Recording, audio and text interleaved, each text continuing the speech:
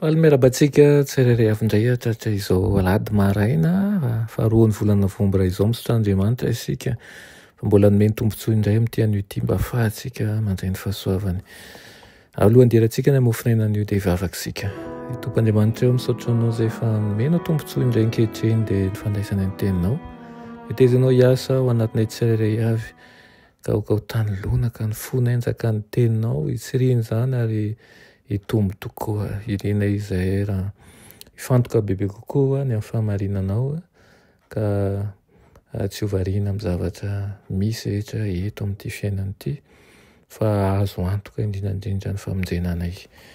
Tenena Tompo fa voninkainanao zahay amin'ny anaran'i Jesosy. Amen.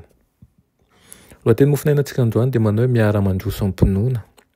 Aina amin'ny Filipiana 2:1 sy 2 manao hoe koa raha misy fampirisihana ao amin'ny Kristy, raha misy fampiononana avy amin'ny fitiavana, raha misy firaisana amin'ny fanahy, raha misy famindram-po sy fiantrana, dia tanterao ny fifaliako mba hiraisanareo saina, miray fitiavana, miray fo, miray hevitra. Amen.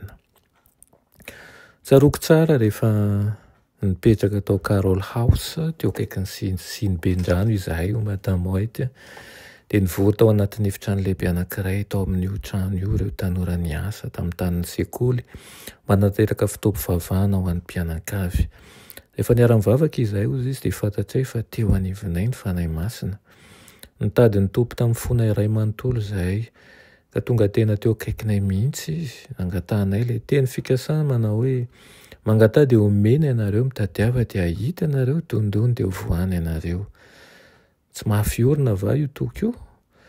Nentinay niaraka taminay tao amin'ny toeram-pivavahana io teny fikasana io ka nahatonga anay ihany koa ny tompo mba hitarika sy hanoro lalana anay ny amin'ny asa tokony atao.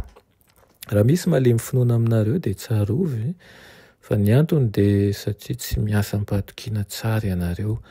Aoka isika tsy eritseritra fa afaka nateraka ny asan'Andriamanitra be voninahitra kanefa tsy manana finoana matanjaka sy tsy azo zongozonina. Miasa amin'ezaka mafy Satana satria fantany fa kely sisa ny fotoana ananany. Vitsanisy ihany ny vahoakan'Andriamanitra raha oharina amin'ireo ratsy fanahy ka rehefa miara-miasa amin'ireo anjely ihany isika vao azo fahombiazana. Dia rain'Andriamanitra izay ikorinan'ny fitahiana rehetra. Raha misokatra any amin'ny toerana samihafa ny asa dia engany eka ho tsaroantsika mandraka hariva fa tokony handray anjara amin'izany koa isika. Tokony hibebaka sy hiova fo tsy misy atakandro ireo izay nanabe ny tenany hanana eritreri-dratsy.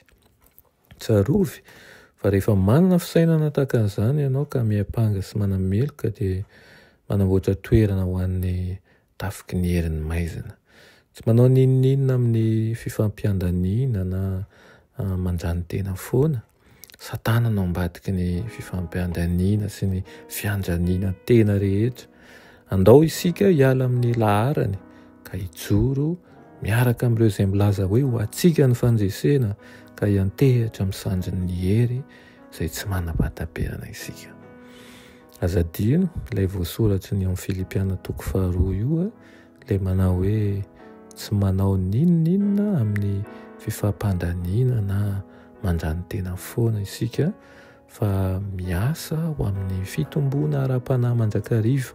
Fa hoy ny tompo manao hoe fa raha fatsa-panery ny zava-panahy dia izay hampandroso ny fiangonana no tadiavo indrindra. Engany mba ho tanteraka aminao tokoa izany teny izany ka ho mpanompo mahatoky havita ny asa nandrahana antsika. Amen.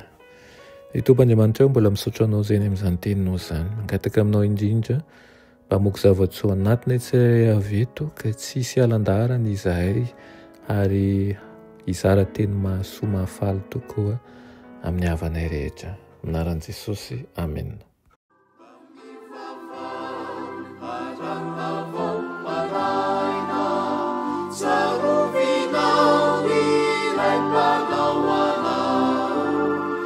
Izay miaro ny farasiay